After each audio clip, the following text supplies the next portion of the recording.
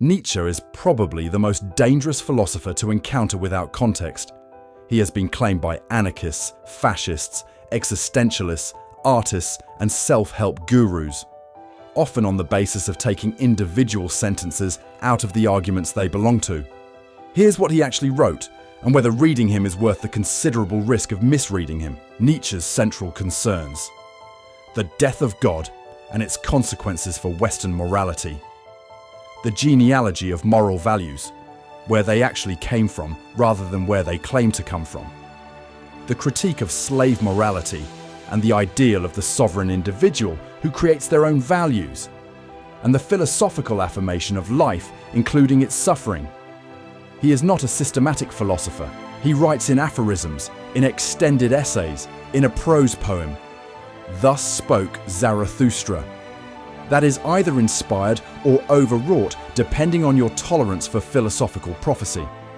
He is almost always provocative and usually deliberate about it.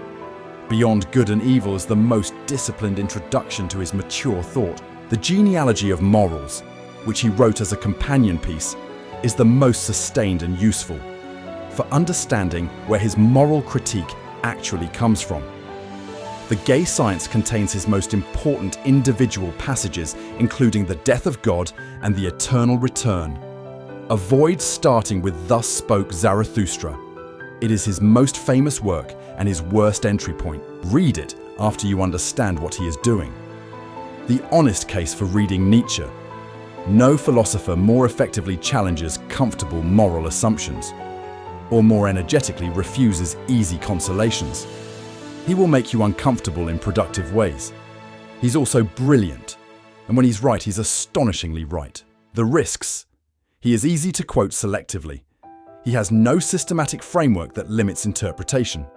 And his writing is emotionally charged in ways that can override critical distance. Read him slowly, read him with secondary sources nearby, and resist the temptation to become a Nietzschean. He would not want disciples. He said so explicitly.